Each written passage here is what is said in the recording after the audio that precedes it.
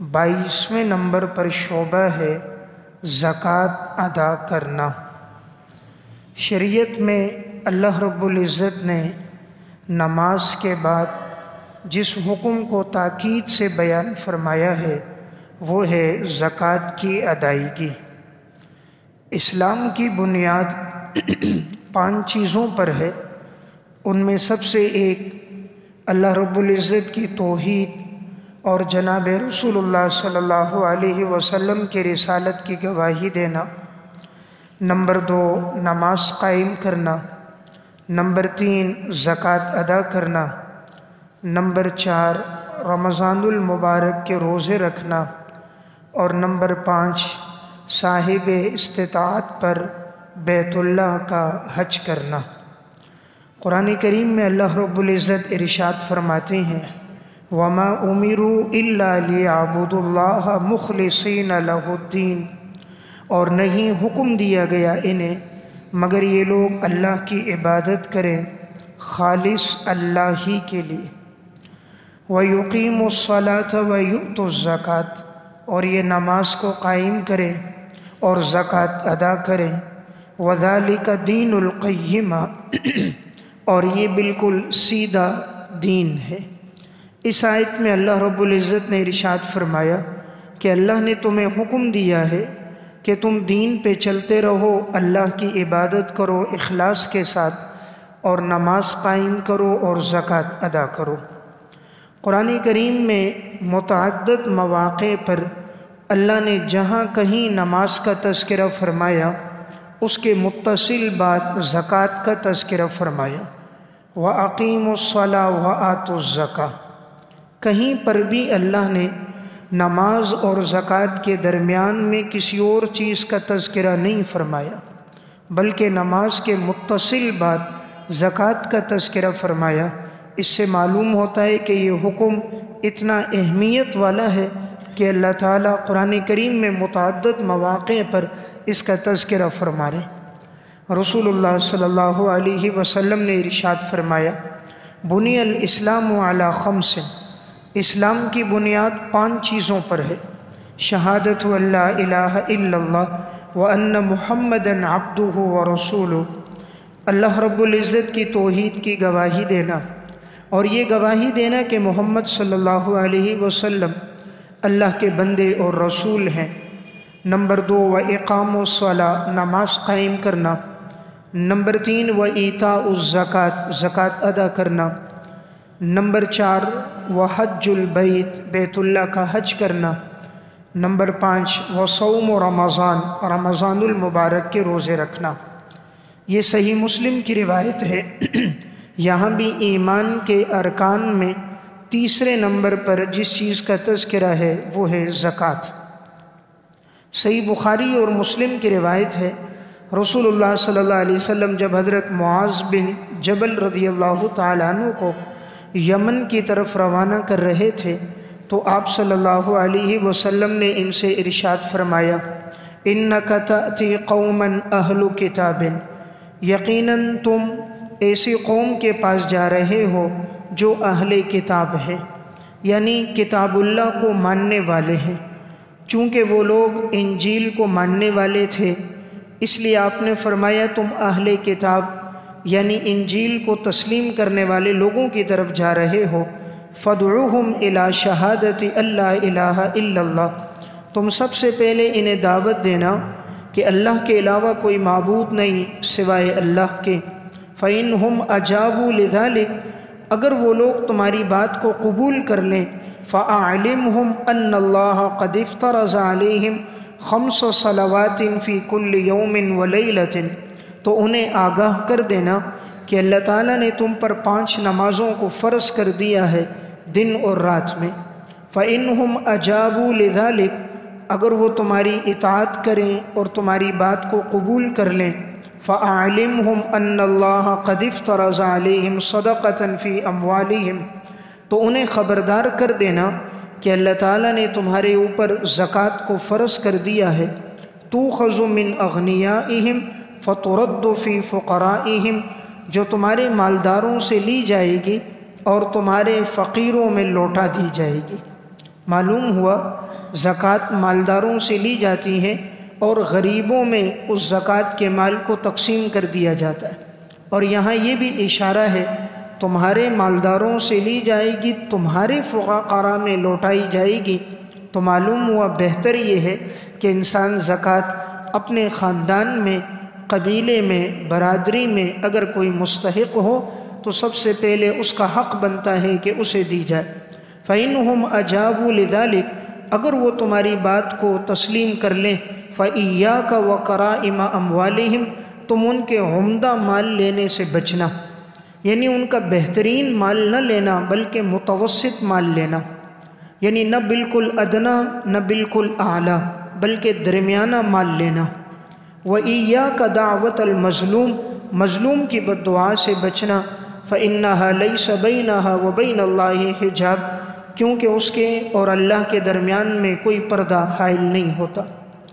تو دیکھیں اس روایت میں رسول اللہ صلی اللہ علیہ وسلم نے حضرت معاذ بن جبل کو جب یمن کی طرف روانہ فرمایا تو آپ نے انہیں جہاں اور احکامات بیان فرمائے انہی میں تاکید کے ساتھ زکوٰۃ کے حکم کو بھی بیان فرمایا۔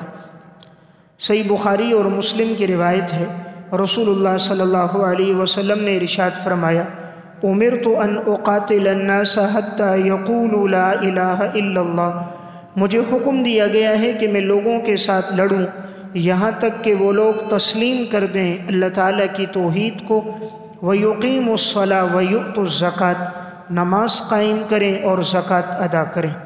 فَإِذَا فَعَلُوا ذَلِكَ عَصَمُوا مِنِّي دِمَاءَهُمْ وَأَمْوَالَهُمْ، جب وہ لوگ اس طرح کر دیں گے تو وہ لوگ اپنے مالوں کو اور اپنے خونوں کو، اپنی جانوں کو مجھ سے محفوظ کر دیں گے، إِلَّا بِحَقِّ الْإِسْلَامِ، مگر وہ جو اسلام کے حق کی وجہ سے ہو، وَحِسَابُهُمْ عَلَى اللَّهِ، اور ان کا حساب تو اللہ کے ذمے ہے۔ اس حدیث میں بھی رسول اللہ صلی اللہ علیہ وسلم نے فرمایا کہ مجھے حکم دیا گیا ہے کہ میں جہاد کروں یہاں تک کہ وہ لوگ ایمان لے کر آئیں، نماز قائم کریں اور زکوٰۃ ادا کریں۔ جب یہ لوگ اس طرح کریں گے تو ان کی جان اور مال محفوظ ہو جائے گی، مگر وہ جو اسلام کا حق ہے، اسلام کا حق یہ ہے کہ اگر ایک آدمی کسی کو قتل کر دیتا ہے پھر تو اس کی جان اور مال محفوظ نہیں ہے، پھر اسے قتل کیا جائے گا۔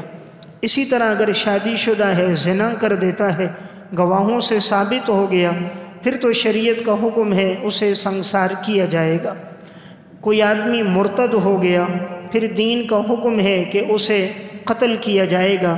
اس کے علاوہ کسی کی جان اور مال کو نقصان پہنچانا اس کی اجازت نہیں۔ وَحِسَابُهُمْ عَلَى اللَّهِ، اس کا حساب اللہ کے ذمے ہے۔ اس کا مطلب کون آدمی دل سے ایمان لایا، کون نہیں لایا، یہ اللہ جانتا ہے، ہم ظاہر کے مکلف ہیں۔ باطن کا معاملہ اللہ کے سپرد ہے، اللہ خود اس کا حساب کرے گا۔ ایک صحابی ہیں حضرت جریر بن عبداللہ بجلی رضی اللہ تعالیٰ، جب یہ رسول اللہ صلی اللہ علیہ وسلم کے پاس آئے ایمان لانے کے لیے تو انہوں نے حضور کے ہاتھ پر بیعت کی۔ آپ صلی اللہ علیہ وسلم نے ان سے 3 چیزوں پر بیعت لی۔ فرماتے ہیں، بایعت رسول اللہ صلی اللہ علیہ وسلم علی اقام الصلاۃ و ایتاء الزکاۃ، میں نے آپ صلی اللہ علیہ وسلم کے ہاتھ پر بیعت کی نماز قائم کرنے پر، زکوٰۃ ادا کرنے پر، والنصح لکل مسلم، اور ہر مسلمان کے ساتھ خیر خواہی کرنے پر۔ 3 چیزوں پر آپ نے ان سے بیعت لی، نماز قائم کرنا، زکوٰۃ ادا کرنا، ہر مسلمان کے ساتھ خیر خواہی کرنا۔ پھر یہ اتنے خیر خواہی کیا کرتے تھے، ان کا واقعہ امام نووی رحمۃ اللہ علیہ نے شرح مسلم میں اور تہذیب الاسماء واللغات میں ذکر کیا۔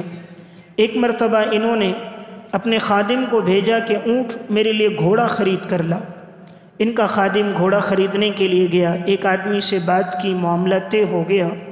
جب وہ گھوڑا لے کر ان کے پاس آیا، بیچنے والے کا جو گھوڑا تھا اسے اصل قیمت کا پتہ نہیں تھا، یا تو اسے میراث میں ملا تھا یا ہدیے میں ملا تھا، تو اسے معلوم نہیں تھا مارکیٹ میں اس کی قیمت کتنی ہے۔ فروخت کرنے والا 300 درہم میں بیچ رہا تھا۔ انہوں نے گھوڑا لیا، اس پر بیٹھ کر چکر لگایا۔ انہوں نے کہا گھوڑے کی قیمت زیادہ ہے۔ انہوں نے کہا حضرت 400 درہم دے دو۔ فرمایا نہیں، اس سے بھی زیادہ ہے۔ کہا 500 درہم دے دو۔ کہا اس سے بھی زیادہ ہے۔ کہا 600 درہم دے دو، کہا اس سے بھی زیادہ ہے۔ انہوں نے کہا شاید آپ مجھ سے مذاق کر رہے ہیں، میں آپ کو 300 درہم میں دے رہا تھا، آپ کہتے ہیں اس سے بھی زیادہ ہے۔ فرمایا نہیں، اس کی قیمت 800 درہم بنتی ہے۔ چنانچہ وہ قیمت دے کر انہوں نے گھوڑا لیا۔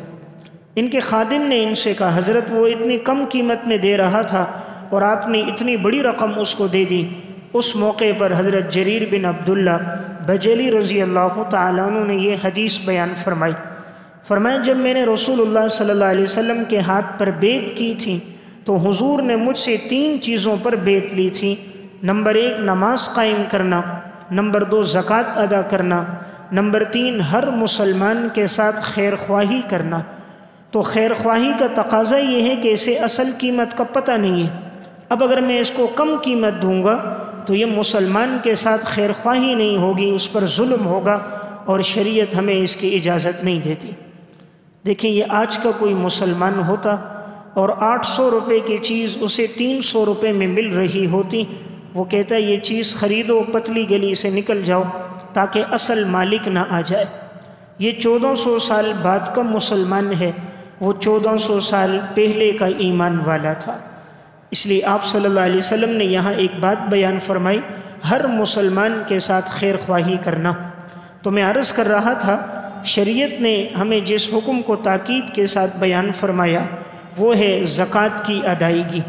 اللہ رب العزت قرآن کریم میں فرماتے ہیں والذین یکنزون الذہب والفضہ، وہ لوگ جو سونا اور چاندی کو جمع کرتے ہیں، ولا ينفقونها فی سبیل اللہ، اللہ کے راستے میں خرچ نہیں کرتے، فبشرہم بعذاب علیم، ان کو خوشخبری دو دردناک عذاب کی۔ یعنی جو سونا اور چاندی جمع کرے اور خرچ نہ کرے ان کو بتا دو کہ ان کے لیے جہنم کا دردناک عذاب ہوگا۔ ایک دوسرے مقام پر اللہ رب العزت ارشاد فرماتے ہیں وَلَا يَحْسَبَنَّ الَّذِينَ يَبْخَلُونَ بِمَا آتَاهُمُ اللَّهُ مِنْ فَضْلِهِ، وہ لوگ یہ گمان نہ کریں کہ جو اپنے مال میں بخل کرتے ہیں جنہیں اللہ نے اپنے فضل سے دیا ہے، وہ خیر لہم، وہ سمجھتے ہیں کہ یہ مال ان کے لیے بہتر ہے، بل ہوا شر لہم، یہ مال تو ان کے لیے بدترین ہے۔ سیطوقون ما بخلوا بہ یوم القیامہ، عن قریب قیامت کے دن جو لوگ مال میں بخل کرتے ہیں اس سونے اور چاندی کو توق بنا کر اس کے گلے میں ڈال دیا جائے گا۔ اللہ رب العزت ارشاد فرما رہے ہیں کہ جو مال کا حق نہیں ادا کرے گا اس مال کو توق بنا دیا جائے گا اور اس شخص کے گلے میں ڈالا جائے گا۔ رسول اللہ صلی اللہ علیہ وسلم نے ارشاد فرمایا من آتاہ اللہ مالا فلم یؤد زکاتہ، جس کو اللہ نے مال عطا کیا اور وہ زکوٰۃ ادا نہیں کرتا تو ایسا شخص مثل لہو شجاعا اقرع لہو، قیامت کے دن اس کے مال کو گنجے سانپ کی صورت میں جو نہایت زہر آلود ہوگا، لہو زبیبتان، جس کے اوپر 2 سیاہ نقطے ہوں گے، فَيَأْخُذُ بِلِحْزِمَتَيْهِ، اور وہ اس کو ان کے دونوں جبڑوں سے پکڑے گا، وَيَقُولُ أَنَا مَالُكَ، میں تیرا مال ہوں، أَنَا كَنْزُكَ، میں تیرا خزانہ ہوں۔ یعنی آپ صلی اللہ علیہ وسلم نے فرمایا جس شخص کو اللہ نے مال دیا اس نے مال کا حق نہیں ادا کیا، یہی سونا اور چاندی، یہ مال اور دراہم انہیں گنجے سانپ کی صورت میں تبدیل کر دیا جائے گا اور پھر یہ مال اس کے دونوں جبڑوں کو پکڑے گا اور اسے ڈسے گا اور کہے گا میں تیرا وہ مال اور خزانہ ہوں جسے تو دنیا میں جمع کرتا تھا۔ رسول اللہ صلی اللہ علیہ وسلم نے ارشاد فرمایا ما من صاحب ذہب ولا فضۃ، نہیں ہے کوئی سونے والا اور چاندی والا، لا یعطی حقہا الا وہی تصفح له یوم القیامہ، اگر وہ اس مال کا حق نہیں ادا کرتا تو قیامت کے دن اس مال کو لوہے کی تختیاں بنا دیا جائے گا، صفائح یحمى علیہا فی نار جہنم، اور اسے تپایا جائے گا جہنم کی آگ میں، فتقوی بہا جبہتہ، داغا جائے گا اس کی پیشانی کو، وجنبہ، اس کے پہلو کو، وظہرہ، اس کے کروٹ کو، فی یوم کان مقدارہ 50,000 سنہ، اس دن جو دن 50,000 سال کے برابر کا ایک دن ہوگا، حتی یقضی بین الناس، اسے عذاب دیا جائے گا یہاں تک کہ لوگوں کے درمیان میں فیصلہ کر دیا جائے۔ فَيَرَى سَبِيلَهُ إِمَّا إِلَى الْجَنَّةِ، پس یہ دیکھے گا اپنا راستہ یا جنت کی طرف، وَإِمَّا إِلَى النَّارِ، یا یہ راستہ دیکھے گا جہنم کی طرف۔ تو رسول اللہ صلی اللہ علیہ وسلم نے اس حدیث میں بیان فرمایا، جس شخص کو اللہ نے سونا اور چاندی مال عطا کیا اور اس نے اس مال کا حق نہیں ادا کیا، تو کہا قیامت کے دن جہنم کی آگ میں اس کو تپایا جائے گا، اور اس شخص کی پیشانی کو، اس کے پہلو کو اور اس کی پشت کو اس سے داغا جائے گا۔ یہاں سب سے پہلے پیشانی کو داغا جائے گا، اس لیے کہ جب کوئی سائل مانگنے آتا تھا تو سب سے پہلے ناگواری کے آثار پیشانی پہ آتے تھے۔ پھر اس کے پہلو کو داغا جائے گا کہ انسان سائل سے اپنا رخ بدلنے کے لیے پہلو اس کی طرف کر کے مڑ کر جانے لگتا ہے، تو پہلو کو داغا جائے گا، اور پھر اس کے بعد اس کی پشت کو داغا جائے گا اور کہا جائے گا یہ وہ مال ہے جو تو نے دنیا میں جمع کیا تھا۔ فرمایا اس دن اللہ عذاب دے گا جس دن ایک دن 50,000 سال کے برابر کا ہوگا۔ رسول اللہ صلی اللہ علیہ وسلم سے صحابہ اکرام نے پوچھا، یا رسول اللہ فصاحب الابل، اونٹ والے کا کیا حق بنتا ہے؟ آپ صلی اللہ علیہ وسلم نے اونٹ والے کا حق بیان کیا کہ اس پر بھی زکوٰۃ لازم ہے۔ تو 5 اونٹوں پر 1 بکری، 10 اونٹوں پر 2 بکریاں، 15 پر 3 بکریاں لازم ہوتی ہیں۔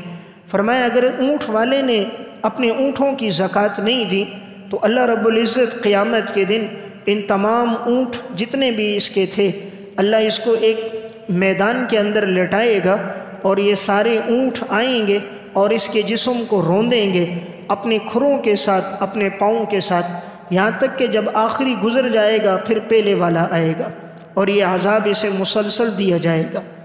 آپ صلی اللہ علیہ وسلم سے پوچھا گیا، یا رسول اللہ ما صاحب البقر والغنم، گائیں والا، بکریوں والا، اس پر بھی حق لازم ہے؟ آپ نے اس کی بھی زکوٰۃ بیان فرمائی۔ فرمایا اگر یہ بھی اپنی زکوٰۃ نہیں دیتا تو قیامت کے دن اس کے مالک کو ایک چٹیل میدان میں لٹایا جائے گا، اور وہ جو گائیں، بیل اور بکریاں ہیں وہ سینگوں والے ہوں گے، ان کا اگر سینگ ٹوٹا ہوا تھا اسے الگ کر دیا جائے گا، ان کے سینگ ٹیڑھے نہیں ہوں گے، سیدھے ہوں گے، اور ہر گائیں اور بکری اپنے مالک کے اوپر سے گزرے گی اپنے سینگوں کے ساتھ اور کھروں کے ساتھ، اسے رونتی ہوئی جائے گی۔ جب آخری گزر جائے گی تو پہلی والی دوبارہ لوٹ کر آئے گی، اور یہ عذاب چلتا رہے گا اس دن جو ایک دن 50,000 سال کے برابر کا ہوگا۔ تو بہرحال ان حدیثوں میں آپ صلی اللہ علیہ وسلم نے ہمیں جس چیز کا حکم دیا ہے وہ ہے زکوٰۃ کی ادائیگی، کہ انسان کو اگر اللہ نے مال دیا ہے تو وہ اللہ کے دیے ہوئے مال میں اللہ کے حق کو ادا کرے۔ اللہ رب العزت ارشاد فرماتے ہیں، وَيُطْعِمُونَ الطَّعَامَ عَلَى حُبِّهِ مِسْكِينًا وَيَتِيمًا وَأَسِيرًا، اللہ کے نیک بندے وہ ہوتے ہیں جو اللہ کی محبت میں مسکینوں کو، یتیموں کو، قیدیوں کو کھانا کھلاتے ہیں۔ اللہ کی محبت میں جو کھانا کھلاتے ہیں یہ اللہ کے نیک بندے۔ اللہ رب العزت ارشاد فرماتے ہیں، وَفِي أَمْوَالِهِمْ حَقٌّ لِلسَّائِلِ وَالْمَحْرُومِ، ایمان والے وہ ہوتے ہیں جن کے مال میں سائل کا بھی حق ہوتا ہے، مانگنے والے کا بھی، اور جو نہ مانگے، سفید پوش ہو، وہ اس کا بھی اس کے لیے حق رکھتے ہیں، اسے بھی دیتے، مانگنے والے کو بھی دیتے ہیں، نہ مانگنے والے کو بھی دیتے ہیں۔ حضرت عبداللہ ابن عباس رضی اللہ تعالیٰ عنہ کا قول ہے، انہوں نے بیان فرمایا جب قوم کے اندر مختلف قسم کے گناہ ہوتے ہیں تو اللہ اسی طرح کی سزائیں ان لوگوں کو دیتا ہے۔ فرمایا ما نقص قوم العہد الا سلط اللہ علیہم عدوہم، جب کسی قوم کے اندر وعدوں کا توڑنا عام ہو جاتا ہے تو اللہ دشمن کو ان پر مسلط کر دیتا ہے۔ جب کسی قوم میں عہد شکنی عام ہو جائے گی، وعدوں کی پاسداری نہیں ہوگی، تو اللہ دشمنوں کو ان پر مسلط کر دے گا۔ نمبر 2، وَلَا فَشَتِ الْفَاحِشَةُ فِي قَوْمٍ، اور جب کسی قوم میں بے حیائی عام ہو جائے گی، إِلَّا أَخَذَهُمُ اللَّهُ بِالْمَوْتِ، اللہ تعالیٰ ان کو پکڑ لے گا موت کے ساتھ۔ جس قوم میں بے حیائی عام ہوگی اللہ موت کو عام کر دے گا۔ آج ہم دیکھ رہے ہیں فحاشی اور یعنی بے حیائی بڑھتی جا رہی ہے، اس لیے موتیں بھی بڑھتی جا رہی ہیں، آئے دن نئی نئی بیماریاں آ رہی ہیں، جن کے نام ہمارے آباء و اجداد نے سنے بھی نہیں، اور ایک ایک دن میں سینکڑوں ہزاروں لوگ دنیا سے جا رہے ہیں، تو آپ نے پہلے بیان فرما دیا تھا جب بے حیائی عام ہو جائے گی اللہ موتوں کو ان پر مسلط کر دے گا۔ نمبر 3، وما طفف قوم المیزان الا اخذهم اللہ بالسنین، جب کوئی قوم ناپ تول میں کمی کرے گی اللہ ان پر قحط سالی کو مسلط کر دے گا۔ جب کوئی قوم ناپ تول میں کمی کرے گی اللہ ان پر قحط سالی کو مسلط کر دے گا، اللہ رزق کی برکتیں ان سے چھین لے گا۔ نمبر 4، وما منع قوم الزکاة الا منعهم اللہ القطر من السماء، جب کوئی قوم زکوٰۃ دینے سے انکار کر دے گی تو اللہ تعالیٰ آسمان کی بارشوں کو ان پہ روک دے گا، پھر آسمان سے بارشیں نہیں برسیں گی، بے وقت برسیں گی، جب ضرورت ہوگی بارش نہیں برسے گی، جب ضرورت نہیں ہوگی تو بارش برسے گی۔ آج ہم دیکھ رہے ہیں دیہاتوں میں یہی ہو رہا ہے کہ وہ لوگ نماز بھی پڑھنے کے لیے استسقاء کی نمازیں پڑھ رہے ہیں، بارش کی دعائیں کر رہے ہیں، لیکن گاؤں اور دیہات میں آج بارشیں نہیں ہو رہی، فصلیں بالکل تیار لیکن بارش نہیں ہو رہی، فصل خراب ہو رہی ہے۔ بنیادی وجہ کیا؟ انہوں نے مال کا حق زکوٰۃ نہیں دیا، عشر نہیں دیا، عشر دینے سے انکار کر دیا، زکوٰۃ دینا چھوڑ دی، اللہ کی نافرمانی شروع کر دی، تو اللہ نے اپنی رحمت کو، اپنی بارش کو ان پہ روک دیا۔ اب ساری دنیا کے لوگ مل جائیں، آسمان سے ایک قطرہ پانی کا برسا کے تو دکھائیں، ایک قطرہ برسا کے دکھائیں، ایک بیج کے ذریعے سے کومپل نکال کے دکھائیں، ساری دنیا کی ساری طاقت ختم ہو جاتی ہے۔ بیج سے پودا نہیں نکال سکتے، آسمان سے ایک قطرہ نہیں برسا سکتے، نطفے سے کسی انسان کو پیدا نہیں کر سکتے، بیج سے فصل نہیں اگا سکتے، انسان اس قدر عاجز ہے۔ تو فرمایا کہ جب کسی قوم میں زکوٰۃ کا انکار ہوگا قحط سالی ہوگی۔ نمبر 5، وما جار قوم فی حکم الا کان البأس بینہم، اور جب کوئی قوم اللہ کے فیصلوں کا انکار کر دے گی، ان میں ظلم و ستم عام ہو جائے گا تو ان میں قتل عام ہوگا۔ جب کسی قوم میں ظلم و ستم ہوگا، اللہ کے فیصلوں کو مانیں گے نہیں تو قتل و غارت گیری ان کے درمیان عام ہو جائے گی۔ تو گویا اس روایت میں 5 گناہ اور ہر گناہ کی سزا کو بیان کیا گیا۔ تو بہرحال اس روایت میں بھی اس بات کا تذکرہ ہے جب کوئی قوم زکوٰۃ نہیں دے گی تو اللہ تعالیٰ ان پر رحمت کو، بارشوں کو روک دے گا۔ قرآن کریم میں اللہ رب العزت نے ہمیں صرف زکوٰۃ کی ادائیگی کا ہی حکم نہیں دیا، بلکہ نفلی طور پر بھی صدقہ کرنا، اللہ کے راستے میں خرچ کرنا، اس کا بھی ہمیں تاکید کے ساتھ حکم دیا۔ فرمایا لن تنالوا البر حتى تنفقوا مما تحبون، ہرگز تم نیکی کو نہیں پا سکتے یہاں تک کہ تم لوگ خرچ کرو اس میں سے جو تمہیں پسند ہو، یعنی اپنی پسندیدہ چیز اللہ کے راستے میں خرچ کرو، پھر تم لوگ نیکی کو پاؤ گے۔ اللہ رب العزت نے ارشاد فرمایا وَآتَ الْمَالَ عَلَى حُبِّهِ، ایمان والے وہ ہیں جو مال اللہ کے راستے میں دیتے ہیں اللہ کی محبت میں۔ مال اس لیے نہیں خرچ کرتے لوگ ہمیں سخی کہیں، لوگ مالدار کہیں، خرچ کرنے والا کہیں، اس لیے خرچ کرتے ہیں کہ اللہ کا حکم ہے۔ اللہ رب العزت نے فرمایا من ذا الذی یقرض اللہ قرضا حسنا فیضاعفہ لہ، کون ہے جو اللہ کو قرض دے گا اور اللہ اس کو دگنا کر کے واپس کر دے گا، اللہ اسے دگنا کر کے واپس کرے گا جو اللہ کو قرض دے گا۔ اللہ رب العزت نے فرمایا وَأَقْرِضُ اللَّهَ قَرْضًا حَسَنًا، تم دو اپنے رب کو قرض بہترین انداز میں، یعنی اخلاص کے ساتھ۔ وَمَا تُقَدِّمُوا لِأَنفُسِكُم مِّن خَيْرٍ تَجِدُوهُ عِندَ اللَّهِ، تم جو بھی نیک عمل آگے بھیجو گے اللہ کے ہاں ضرور اس کا بدلہ پاؤ گے۔ وہ خیراً، وہ تمہارے لیے بہتر ہوگا، وَأَعْظَمَ أَجْرًا، اور تمہیں بہترین اجر ملے گا۔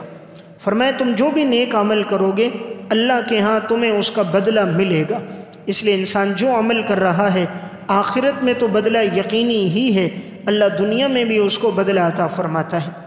فرمایا مثل الذین ينفقون اموالهم فی سبیل اللہ، جو اللہ کے راستے میں خرچ کرتے ہیں اپنا مال، کمثل حبۃ، مثال ان کی اس دانے کی طرح ہے، انبتت 7 سنابل، جس ایک دانے سے 7 کونپلیں نکلی، فی کل سنبلۃ 100 حبہ، اور ہر دانے کے اندر 100 دانے موجود ہیں، اور ہر دانے میں 100 اللہ نے رکھے، تو گویا ایک خرچ کرنے والے کو 700 گنا، اور اگر اخلاص ہو تو 7000 گنا اللہ اس کا بدلہ انسان کو دیتا ہے۔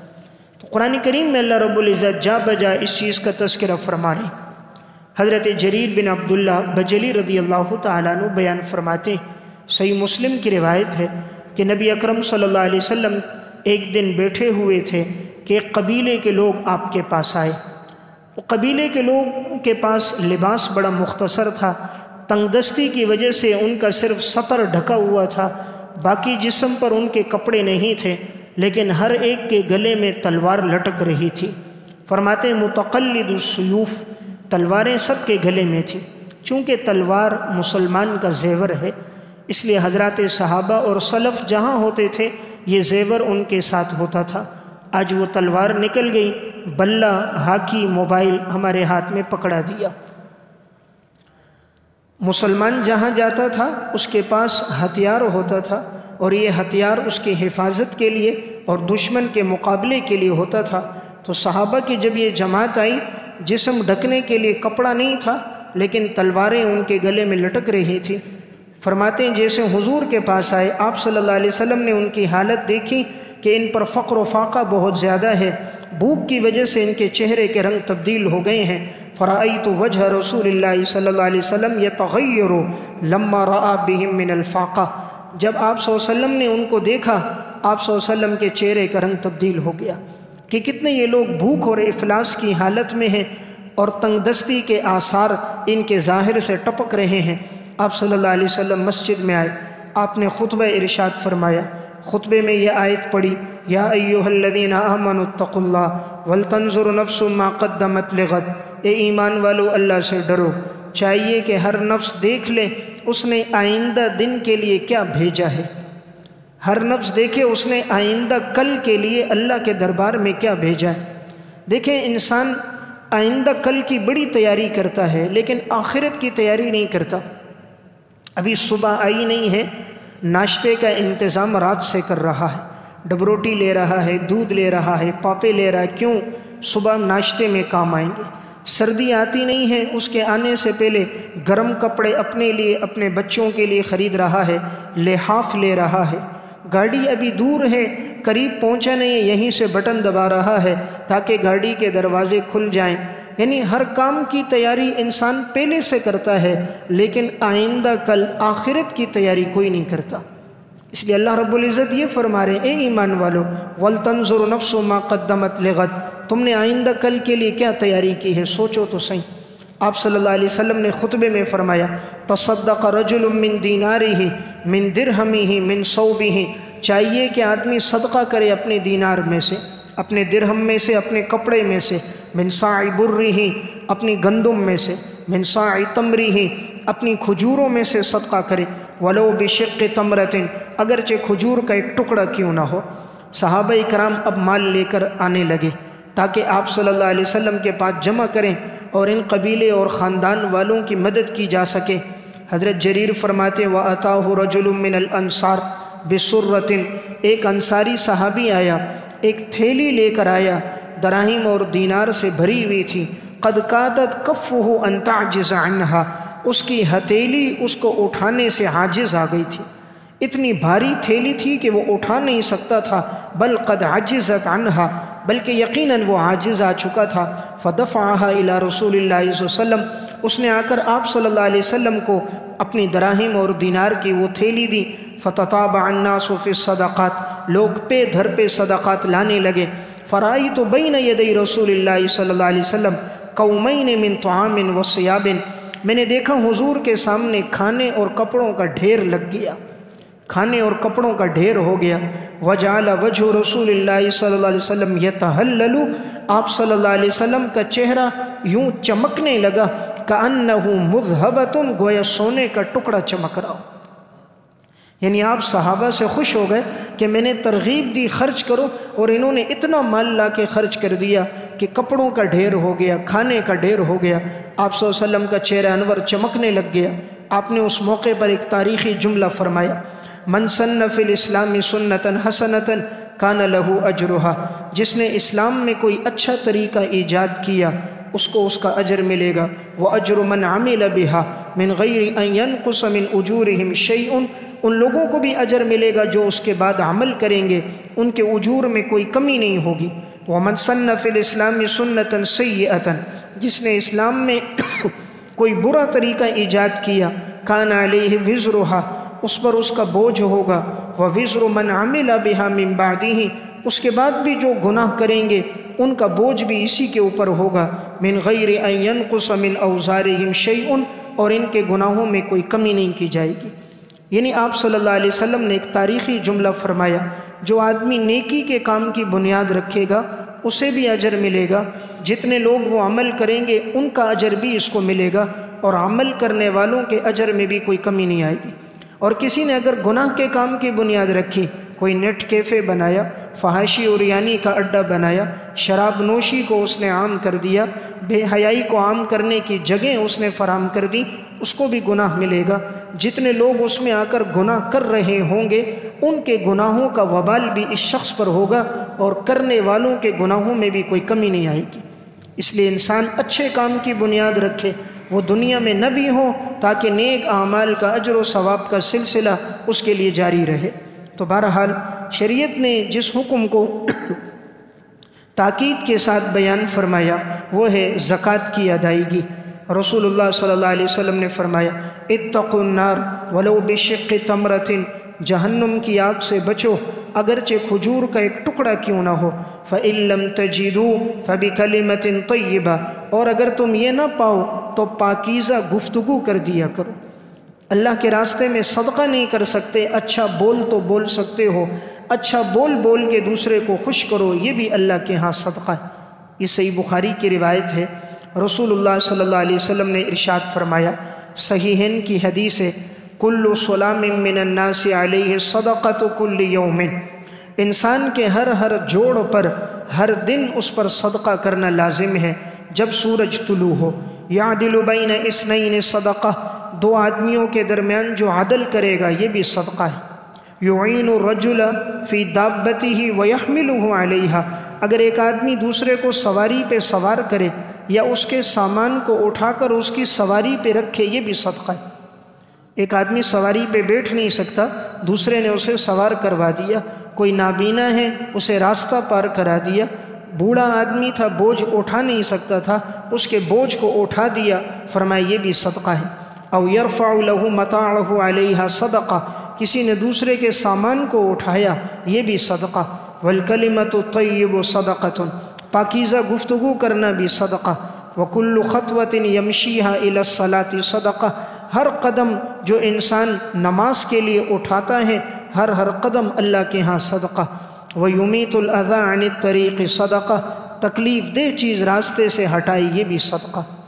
تو اسلام نے ثواب کو کتنا عام رکھا، ہر چیز پر انسان کو اجر و ثواب دیا ہے، لیکن ہم بجائے یہ کہ تکلیف دہ چیز ہٹائیں، عموماً دیکھنے میں آتا ہے مسجد میں چھالیہ پھینک دیا جاتا ہے، راستے میں چھالیے ڈال دیے جاتے ہیں، اب کسی کا پاؤں لگتا ہے تو اسے تکلیف ہوتی ہے، یا ایسی جگہوں پر جو گزرگاہ ہے، راہ ہے، پان تھوک دیا جاتا ہے، گٹکا تھوکا جاتا ہے، نسوار پھینکی جاتی ہے، اس پہ پانی نہیں بہا دیا جاتا، دوسروں کو تکلیف پہنچ رہی ہوتی ہے۔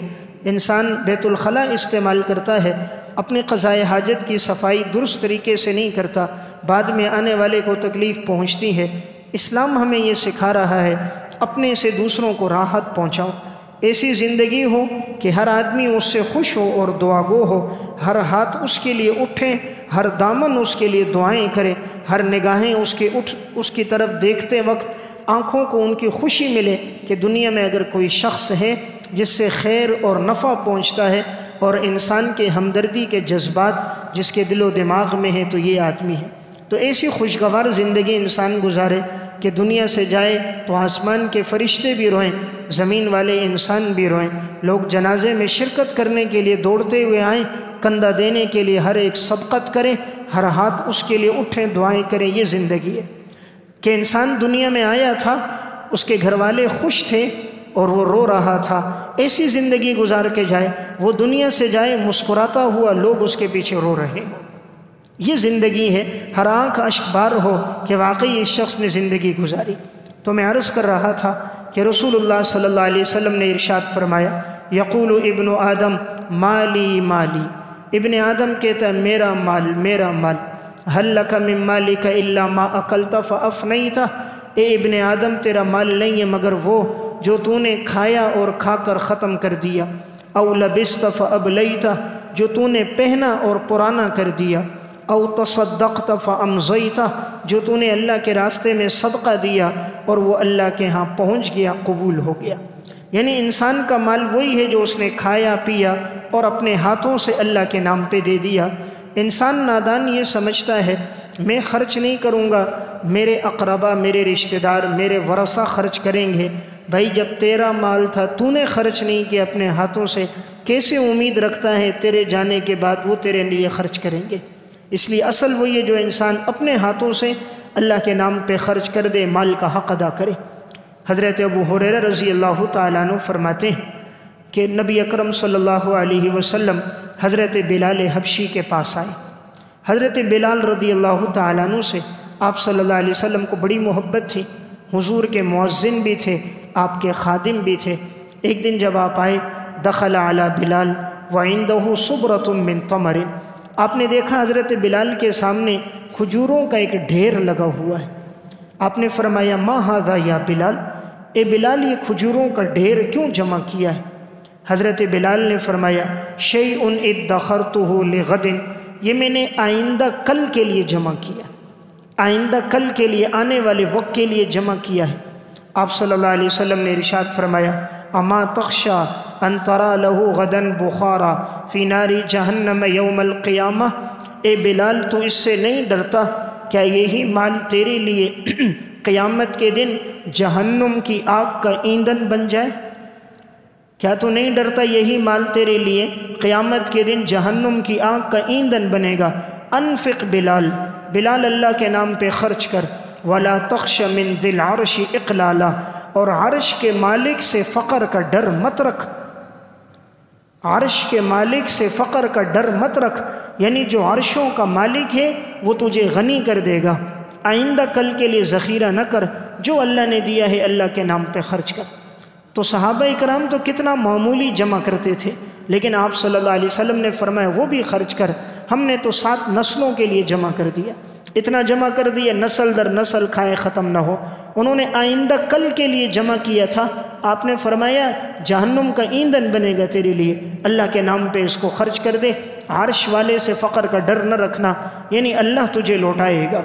تو بہرحال رسول اللہ صلی اللہ علیہ وسلم اپنے صحابہ اکرام کی ذہن سازی کر رہے ہیں اور ان کے دل و دماغ میں اللہ کے نام پہ خرچ کرنے کی محبت ڈال رہے ہیں۔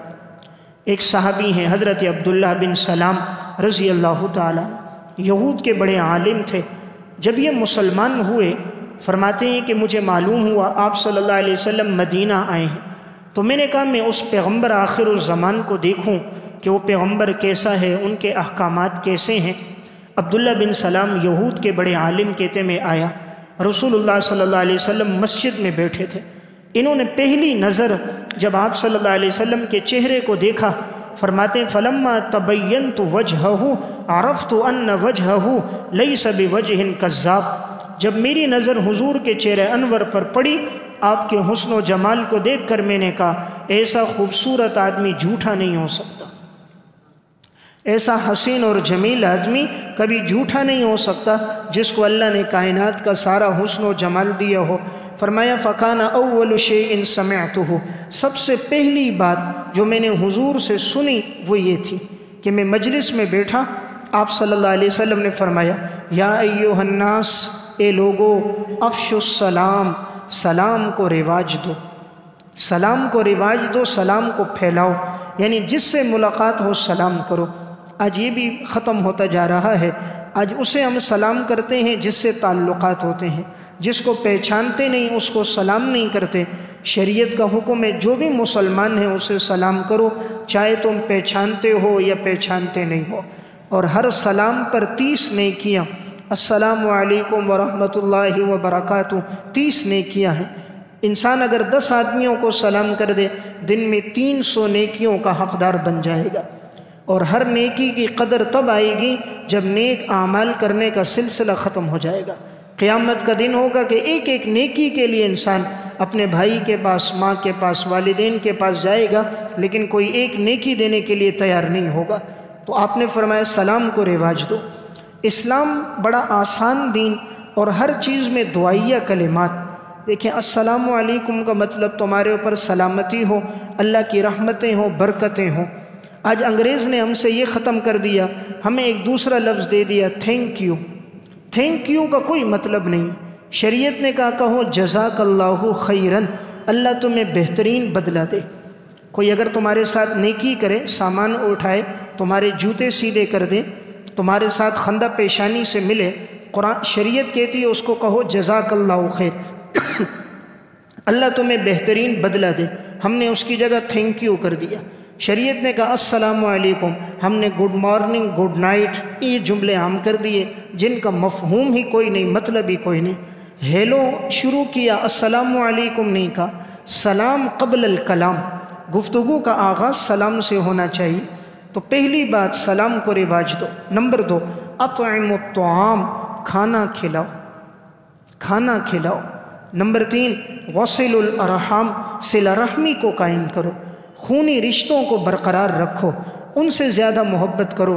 آج ہم دوسروں پہ خرچ کرتے ہیں، اپنے بھائی پہ نہیں کرتے، اپنی بہن پہ نہیں کرتے، اپنے والدین پہ نہیں کرتے، اپنی پھوپھی، اپنی خالہ، اپنے چچا ماموں پہ نہیں کرتے، دوستوں پہ ہزاروں روپے کر دیتے ہیں، اور جن کا حق ہم پہ بنتا ہے ان کو گن گن کے دیتے ہیں، اور جہاں لوگوں میں خرچ کرنا ہوتا ہے تو بے دڑک خرچ کرتے ہیں۔ شریعت کا حکم یہ ہے اپنے عزیز و اقارب پہ زیادہ خرچ کرو۔ نمبر 4 وصلوا والناس نیام، اس وقت نماز پڑھو جب لوگ سوئے ہوئے ہوں، اس وقت نماز پڑھو جب لوگ سوئے ہوئے ہوں، یعنی تہجد کی پابندی کرو۔ اللہ کو یہ عبادت بڑی پسند ہے کیونکہ اس میں دکھلاوا نہیں ہے، دیکھنے والا کوئی نہیں ہوتا، سارے لوگ سوئے ہوئے ہوتے ہیں، یہ عبادت صرف انسان اللہ کے لیے کرتا ہے۔ نمبر 2 یہ نفس پہ بڑی گراں ہے، بہت مشکل ہے، سردی کا موسم ہے، گرم لحاف کو چھوڑنا، ٹھنڈے پانی سے وضو کرنا، آرام کی نیند کو اللہ کے راستے میں لوٹا دینا بہت مشکل کام ہے۔ اس لیے آپ نے فرمایا اس وقت نماز پڑھو جب لوگ سو رہے ہیں۔ تدخل الجنت بالسلام، اگر یہ باتیں تمہاری زندگی میں ہوں گی تم جنت میں اطمینان کے ساتھ داخل ہو جاؤ گے۔ تو حضرت عبداللہ بن سلام نے جو حضور سے سنا تو دیکھیں یہاں بھی کیا بات تھی، نماز سلام کو عام کرو، بھوکھوں کو کھانا کھلاؤ، صلہ رحمی کرو، جب لوگ سوئے ہوئے ہوں اس وقت اٹھ کر تہجد کی نماز پڑھو۔ تو بہرحال شریعت نے ہمیں جس چیز کا حکم تاکید کے ساتھ دیا ہے ایمان کے ان شعبوں میں، تو وہ شعبہ ہے مال کا حق ادا کرنا۔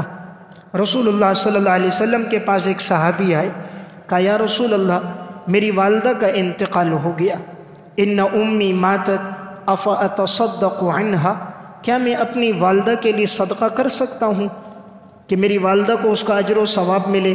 آپ نے فرمایا نعم کر سکتے ہو۔ اس نے پوچھا فَأَيُّ الصَّدَقَةِ أَفْضَلُ، سب سے بہترین صدقہ یا رسول اللہ کون سا ہے؟ آپ صلی اللہ علیہ وسلم نے فرمایا سقی الماء، پانی کے ذریعے سیراب کرنا، پانی پلانا، پانی فراہم کرنا، پانی دوسروں کو دینا، یہ سب سے بہترین صدقہ ہے۔ اب یہ جو صحابی تھے انہوں نے فَسِقَایَةُ أُمِّ سَعْدٍ بِالْمَدِینَةِ الْيَوْمِ، انہوں نے مدینہ کے اندر ایک کنواں بنایا اور اس کا نام رکھ دیا ام سعد، یعنی سعد کی والدہ کے نام پر یہ کنواں ہے، اور عام کر دیا، لوگ آتے کنویں سے پانی پیتے، جانوروں کو پلاتے، مسافر پیتے۔ راوی کہتا ہے کہ مدینے میں وہ کنواں آج تک عام تھا۔ تو بہترین صدقہ پانی پلانا، پانی فراہم کرنا۔ اس لیے اللہ نے کسی کو وسعت دی ہو اسے چاہیے کہ وہ دوسروں کے ساتھ اس سلسلے میں تعاون کرے، خاص کر آج کے دور میں پانی خرید کر ڈال دینا غریبوں کے لیے، تنگ دستوں کے لیے مشکل ہوتا ہے۔ اللہ نے وسعت دی ہو تو انسان ایک کنواں کھدوا دے، آج کے دور کے اندر پانی فلٹر کرنے کا فلٹر پلانٹ لگا دے تاکہ پانی، کھارا پانی میٹھا ہو اور میٹھا پانی مفت تقسیم ہو۔ یہ بہترین ایک صدقہ جاری ہے۔ وہ نہیں ہوگا، لوگ پانی پئیں گے، وضو کریں گے، اس کے ثواب کا سلسلہ جاری ہوگا۔ امام بیہقی رحمۃ اللہ علیہ نے شعب الایمان میں اور علامہ منذری نے الترغیب والترہیب میں ایک واقعہ لکھا۔ حضرت عبداللہ بن مبارک رحمۃ اللہ علیہ اس امت کے بہت بڑے عالم گزرے ہیں۔ ایک شخص ان کے پاس آیا، کہا میں 7 سال سے بیمار ہوں اور میں نے ہر قسم کا علاج کروایا، مجھے کوئی افاقہ نہیں ہوا۔ کہا میرے گھٹنے میں زخم ہے اور ہر وقت اس سے خون اور پیپ رستی ہے، ہر طبیب ہر ڈاکٹر کے پاس میں چلا گیا لیکن مجھے کوئی فائدہ نہیں ہو رہا۔ سألت الاطباء فلم انتفع به، مجھے کوئی نفع نہیں ہوتا، آپ بتائیے میں کیا کروں؟ حضرت عبداللہ بن مبارک نے فرمایا فانظر موضعا یحتاج الناس الی الماء، ایسی جگہ تلاش کرو جہاں لوگوں کو پانی کی ضرورت ہو، فاحفر ہناک بئرا، وہاں پر کنواں کھدواؤ، پانی کو عام کر دو۔ فإنی ارجو ان تنبع ہناک عین، مجھے امید ہے جب تم پانی کا چشمہ جاری کر دو گے، یمسک عنک الدم، تو تمہارے زخم سے یہ خون رک جائے گا۔ ففعل الرجل، اس شخص نے ایسا ہی کیا، فبرئ، اللہ تعالیٰ نے اسے تندرستی عطا فرما دی۔ یعنی عبداللہ بن مبارک نے کہا یہ جو خون رس رہا ہے تم ایک کنواں کھدواؤ، مجھے امید ہے وہاں پانی جاری ہوگا، یہاں تمہارا خون اور پیپ کا نکلنا بند ہو جائے گا۔ اس نے کنواں کھدوا کر عام کر دیا۔ 7 سال سے جو زخم ٹھیک نہیں ہو رہا تھا اللہ نے اس زخم کو ٹھیک کر دیا۔ امام بیہقی رحمۃ اللہ علیہ نے شعب الایمان میں اور علامہ منذری نے الترغیب والترہیب میں ایک واقعہ لکھا۔ ایک بہت بڑے محدث ہیں امام حاکم ابو عبداللہ رحمۃ اللہ علیہ، یہ امام بیہقی رحمۃ اللہ علیہ کی بھی استاذ ہیں۔ فرماتے ہیں کہ ان کے چہرے پر زخم ہو گیا اور وہ زخم اتنا گہرا ہو گیا، ہر وقت اس سے خون اور پیپ رستی تھی، بہت علاج کروایا، چہرے کا یہ زخم ٹھیک نہ ہوا۔ ایک مرتبہ یہ اس دور کے ایک بڑے محدث ہیں امام ابو عثمان صابونی رحمۃ اللہ علیہ، ان کے درس میں آئے۔ ان کا درس شب جمعہ میں ہوتا تھا، مرد بھی شریک ہوتے تھے، خواتین بھی باپردہ شریک ہوتی تھیں، ان کے لیے الگ انتظام تھا۔ تو انہوں نے ان کو پرچی لکھی کہ حضرت آپ دعا کرواؤ، میرے چہرے کا یہ زخم ٹھیک نہیں ہو رہا، ایک عرصے سے میں علاج کرا رہا ہوں، کوئی افاقہ نہیں ہو رہا۔ ابو عثمان صابونی نے مجلس میں دعا کروائی کہ سب دعا کریں اللہ تعالیٰ امام ابو عبداللہ حاکم کو شفا عطا فرمائے۔ ایک خاتون بھی درس میں حاضر تھی، اس نے بھی دعا کی۔ اب یہ خاتون کہتی ہے جب میں گھر لوٹ کر آئی تو میں رات کو اٹھی اور میں نے بڑی دعائیں کی کہ یا اللہ یہ ایک بڑا محدث ہے، تو اسے شفا عطا فرما، تیرے دین کی خدمت کر رہا ہے۔ اب یہ خاتون کہتی ہے میں سو گئی تو خواب میں مجھے رسول اللہ صلی اللہ علیہ وسلم کی زیارت ہوئی۔ آپ صلی اللہ علیہ وسلم نے فرمایا قولوا لأبی عبداللہ، ابو عبداللہ سے جا کر کہو یوسع الماء علی المسلمین، پانی کو کشادہ کر دے مسلمانوں پر، پانی کو عام کرے، مسلمانوں کو پانی فراہم کرے، اللہ اسے تندرستی دے گا۔ خاتون صبح اٹھی، اپنا خواب پرچی میں لکھا، امام ابو عثمان صابونی کے پاس گئی اور یہ پرچی ان کو دی، کہا میں نے رات کو ان کے لیے دعا کی، خواب میں حضور کی زیارت ہوئی، آپ نے فرمایا کہ ان سے کہو پانی کو عام کر دے۔ اب انہوں نے اسی شیخ کو بلایا امام ابو عبداللہ حاکم کو کہ آپ صلی اللہ علیہ وسلم نے خواب میں یہ فرمایا۔ انہوں نے فوراً اپنے گھر کے پاس ہی ایک سبیل بنا دی، میٹھے پانی کا انتظام کر دیا کہ جو لوگ گزرتے تھے پانی پیتے، جانوروں کو پلاتے، مشکیزوں کو بھرتے، انہوں نے پانی کا یہ انتظام سب کے لیے مفت رکھا تھا۔ امام بیہقی کہتے ہیں فما مر علیہ اسبوع، ایک ہفتہ نہیں گزرا حتی ظہر الشفا، یہاں تک کہ یہ بالکل تندرست ہو گیا۔ ایک ہفتہ نہیں گزرا یہاں تک کہ یہ بالکل تندرست ہو گیا۔ وزالت تلک القروح، اور اس کا یہ زخم بالکل مٹ گیا۔ وعاد وجہہ الی احسن ما کان، اور اس کا چہرہ لوٹ آیا اسی طرح خوبصورت ہو گیا جیسے پہلے تھا، اللہ نے چہرے کو خوبصورت کر دیا۔ وعاش بعد ذلک سنین، کئی سال تک وہ زندہ رہا، دوبارہ یہ بیماری لوٹ کر نہیں آئی۔ تو دیکھیں اس واقعے میں بھی آپ صلی اللہ علیہ وسلم نے فرمایا پانی کو عام کرو، اس لیے اللہ تعالیٰ نے وسعت دی ہو تو انسان پانی کو عام کرے۔ لیکن آج بڑے افسوس کی بات، دوسروں کے حق کو بھی چھینا جاتا ہے۔ جائے کہ انسان دوسروں کو دے۔ آج کل گیس کی لوڈ شیڈنگ ہے تو مشینیں گھر میں لگائی ہوئی ہیں کہ اس کے ذریعے سے گیس کو کھینچ دیا جاتا ہے، بجائے یہ کہ ہم دوسرے کو نفع دیں ان کا حق بھی ہم چھین رہے ہیں۔ اب اپنی ضرورت کے لیے استعمال کریں، لیکن یہ مطلب تو نہیں پوری گلی کا گیس اپنی طرف کھینچ کے سب کو پریشانی اور تکلیف میں ڈال دیا جائے۔ حضرات سلف کی زندگی تو ایثار کی تھی، وہ دوسروں کو نفع پہنچاتے تھے۔ آج ہماری زندگی خود غرضی کی ہے، اپنے لیے سوچتے ہیں، اپنی اولاد، اپنے بچے، ذات کو نفع ہو، دوسرے کو بھلے نقصان پہنچتا ہے تو نقصان۔ ایسی ہائی موٹریں لگا دی جاتی ہیں، ایسے پمپ کہ وہ کونے سے پانی کھینچے تو صرف میرے پاس آئے، دوسرے کے پاس پانی نہ جائے۔ مسلمان وہ ہے جو دوسروں کو نفع پہنچائے، دوسروں کے لیے وہ سوچے جو اپنے لیے سوچتا ہے۔ تو میں عرض کر رہا تھا ایمان کا شعبہ اللہ کے نام پہ خرچ کرنا۔ حضرات صحابہ اکرام اللہ کے نام پہ کیسے خرچ کرتے تھے؟ امام بخاری اور مسلم نے ایک واقعہ لکھا۔ حضرت ابو طلحہ انصاری رضی اللہ تعالیٰ عنہ مدینہ میں بڑے مالدار صحابی تھے۔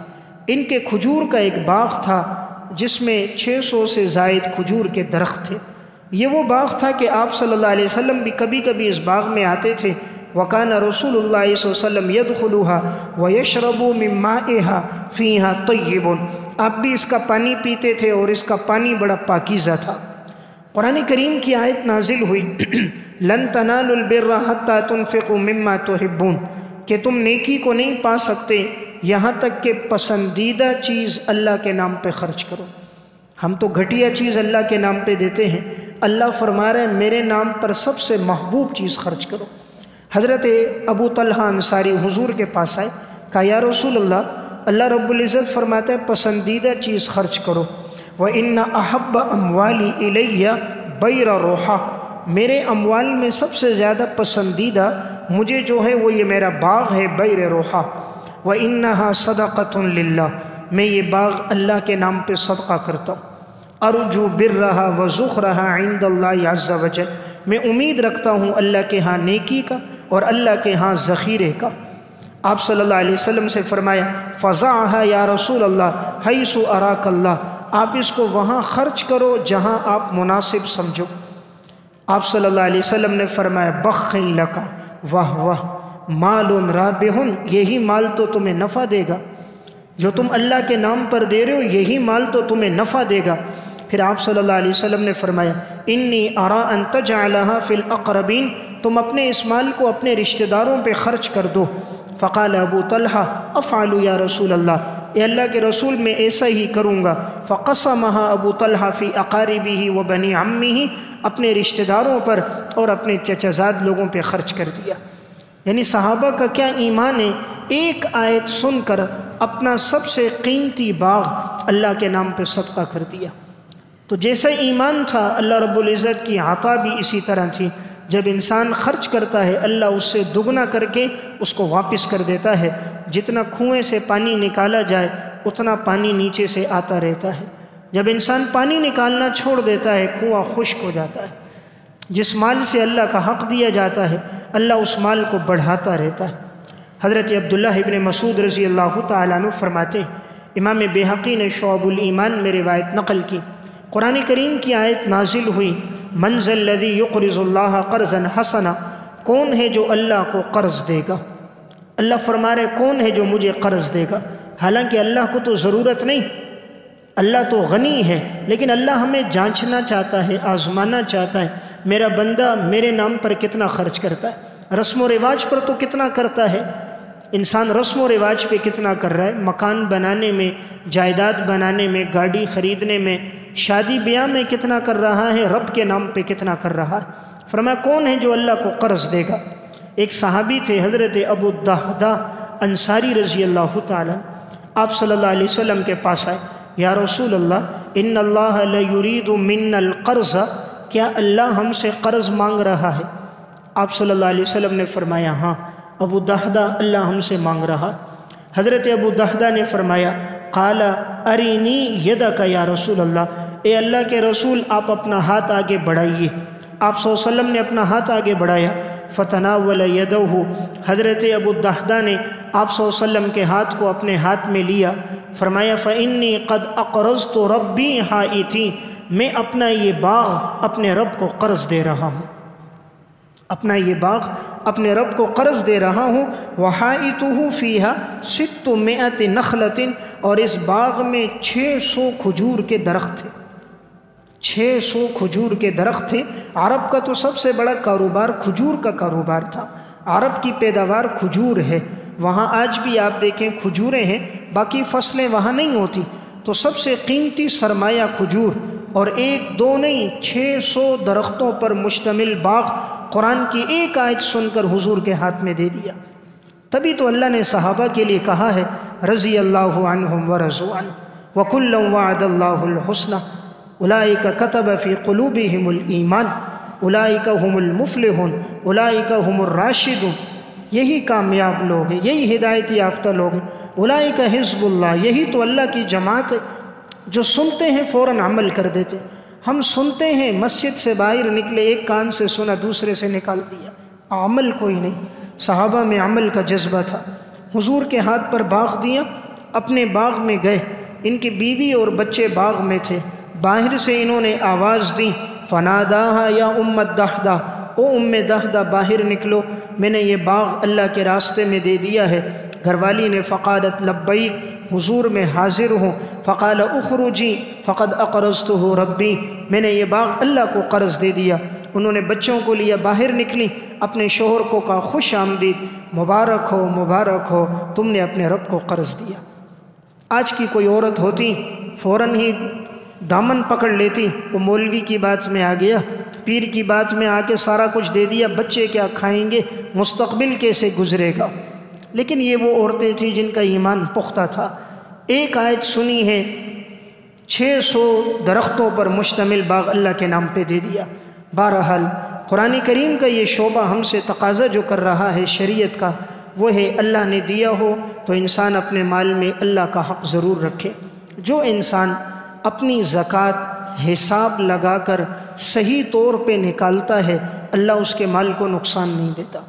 جہاں کہیں نقصان ہوگا، یا تو زکوٰۃ پوری نہیں دی ہوگی یا مال کا صحیح حساب نہیں لگایا ہوگا۔ آپ مال کا پورا حساب لگائیں، اللہ کا پورا حق دیں، پھر دیکھیں اللہ آپ کے مال کی حفاظت بھی کرے گا اور اللہ دگنا کر کے واپس کرے گا۔ اللہ کو اپنا شریک بنائیں، 2 پارٹنر ہیں، تیسرا پارٹنر اللہ کو بنائیں۔ 10% اللہ کے نام پر دیں، اللہ 100% کر کے لوٹائے گا۔ 40% تو اللہ نے فرض کیا ہے، 40 روپے میں 1 روپے، 100 روپے میں 2.5 روپے تو اللہ نے فرض کیا ہے۔ مسلمان وہی جو اللہ کے نام پہ 100 روپے میں 10 روپے دے، 100 روپے میں 10 روپے دے، 10% دیں، اللہ کو اپنا شریک بنائیں۔ ہر آنے والے دن میں آپ خود دیکھیں گے اللہ وہاں سے دے گا جہاں آپ کا وہم اور گمان بھی نہیں ہوگا۔ امام بیہقی رحمۃ اللہ علیہ نے شعب الایمان میں ایک واقعہ لکھا۔ ایک صحابی ہیں حارثہ بن نعمان رضی اللہ تعالی، آخری عمر میں نابینا ہو گئے۔ انہوں نے اپنے گھر کے اندر کمرے سے لے کر اپنے دروازے تک ایک رسی باندھی ہوئی تھی، اور اپنے گھر کے کمرے میں اس رسی کے ساتھ ایک تھیلا لٹکایا ہوا تھا، اس میں ان کی کھجوریں، دراہم، دینار، پیسے تھے۔ جب بھی کوئی سائل صدا لگاتا، یہ اٹھتے، اپنے تھیلے میں سے نکالتے، رسی پکڑ پکڑ کر جاتے دروازے پر اور اس کو دیتے۔ گھر والوں نے کہا آپ اتنی تکلیف برداشت کرتے ہیں، ہمیں کہہ دیا کریں، ہم فقیر کو دے دیا کریں گے، آپ خود اتنی تکلیف برداشت کرتے ہو، نابینا ہو۔ انہوں نے اس موقع پر یہ حدیث بیان کی کہ میں نے رسول اللہ صلی اللہ علیہ وسلم سے سنا، آپ نے فرمایا مناولۃ المسکین تقی میتۃ السوء، مسکین کو اپنے ہاتھ سے دینا انسان کو بری موت سے بچاتا ہے۔ مسکین کو اپنے ہاتھ سے دینا انسان کو بری موت سے بچاتا ہے۔ کہا میں اس لیے اپنے ہاتھ سے دیتا ہوں تاکہ اللہ تعالیٰ مجھے بری موت سے بچا دے۔ تو صحابہ اکرام بڑے مضبوط ایمان والے لوگ تھے۔ امام بیہقی رحمۃ اللہ علیہ نے شعب الایمان میں لکھا، حضرت عائشہ رضی اللہ تعالیٰ عنہ گھر میں بیٹھی تھی، اتنے میں ایک فقیر نے صدا لگائی اللہ کے نام پر مجھے دے دو۔ تو انہوں نے اپنی خادمہ سے کہا گھر میں کچھ ہے تو اس فقیر کو دو۔ خادمہ اندر گئیں، کچن میں گئیں، تلاش کیا، کمرے میں دیکھا کچھ بھی نہیں تھا۔ فرمائی آئی ام المومنین گھر میں تو کچھ بھی نہیں۔ فرمایا پھر جاؤ تلاش کرو، فابتغی لہو، تلاش کرو، ہو سکتا ہے تمہیں کچھ مل جائے، یہ اللہ کے نام پہ مانگ رہا ہے۔ خادمہ پھر اندر گئی، فرجعت فوجدت تمرۃ فاتت بہا، کہا میں نے ایک کھجور کا دانہ پایا، ایک کھجور کا دانہ میں وہ لے آئی۔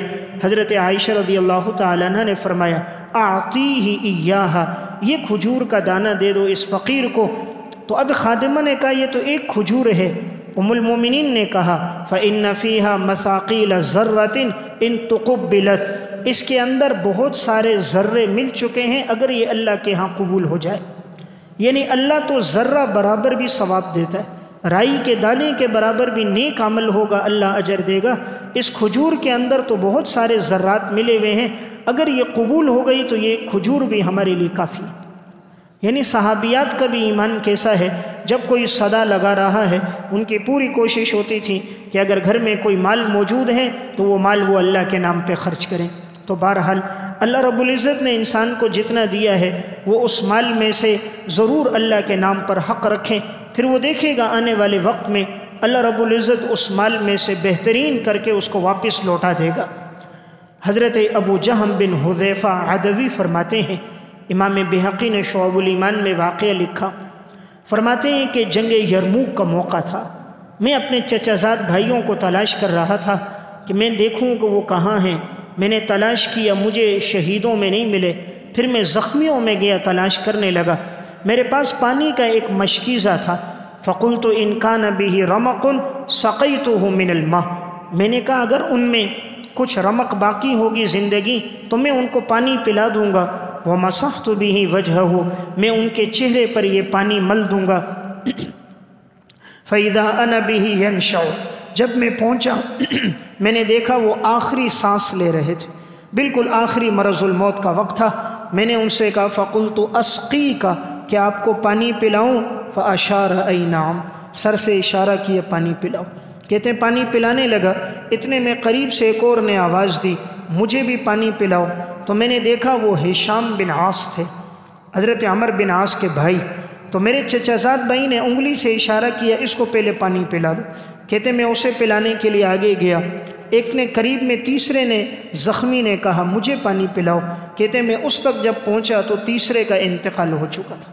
جب میں دوسرے کے پاس لوٹ کر آیا تو زخموں کی حالت تھی، پیاس کی شدت تھی، فجئتہ فإذا ہوا قد مات، جب آیا تو اس کا بھی انتقال ہو گیا۔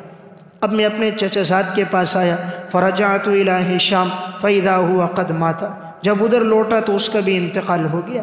فرجعت الی ابن عمی فإذا ہوا قد مات، جب چچا زاد بھائی کے پاس آیا تو دیکھا اس کا بھی انتقال ہو گیا۔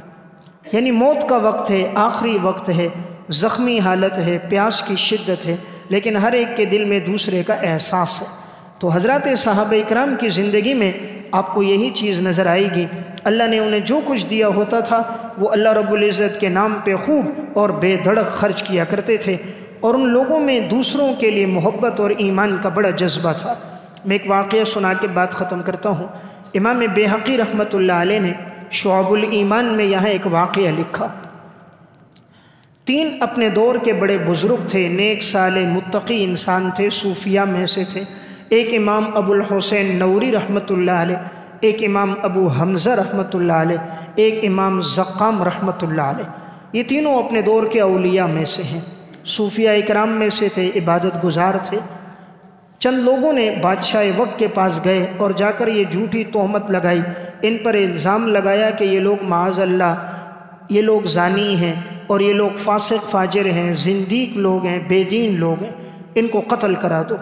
ہر دور میں ایسے لوگ ہوتے ہیں جو صلحاء کو، نیک لوگوں کو بدنام کرتے ہیں۔ بادشاہ وقت نے واقعے کی تحقیق کی نہیں، اور وہ بادشاہ کے چاہنے والے لوگ تھے، بادشاہ ان کی باتوں میں آ گیا اور اس نے جلاد کو حکم دیا کہ یہ تینوں زندیق ہیں، بے دین ہیں، تینوں کو قتل کر دو۔ جلاد تینوں کو بلایا، چمڑا بچھایا گیا جس چمڑے پہ ان کو قتل کرنا تھا۔ تو اب وہ جلاد نے قتل کرنے کے لیے جیسے آگے بڑھا تو ان میں امام ابو الحسین نوری رحمۃ اللہ علیہ آگے حالانکہ یہ پیچھے تھے، باقی 2 آگے تھے، تو یہ پیچھے سے آگے بڑھ کر آ گئے اس کے قریب یعنی اشارہ کیا کہ مجھے پہلے قتل کرو۔ جلاد نے آگے سے کہا کہ بھئی لوگ اس وقت پیچھے ہٹتے ہیں کہ کسی طرح بچ جائیں، تم عجیب آدمی ہو، آگے بڑھ کر کہہ رہے ہو مجھے پہلے قتل کرو، وجہ کیا ہے؟ اس نے آگے جلاد سے جواب دیا، فبدر ابو الحسین الی السیاف، جلاد کے پاس گئے، لیضرب عنقہ، کہ پہلے وہ اس کی گردن مارے۔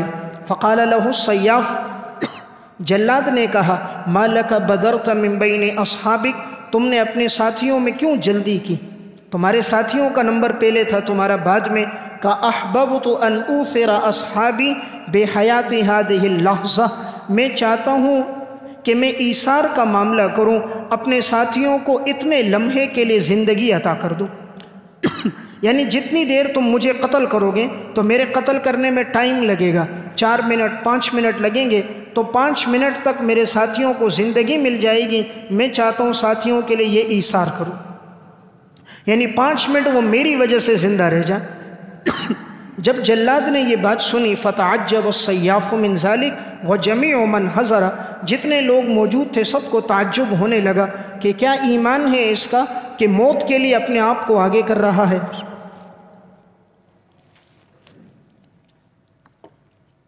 جلاد نے بادشاہ کو خط لکھا، بادشاہ سے کہا کہ مناسب یہ ہے کہ تم ان لوگوں کو قتل نہ کرو، ان کے معاملے کی تحقیق کرو۔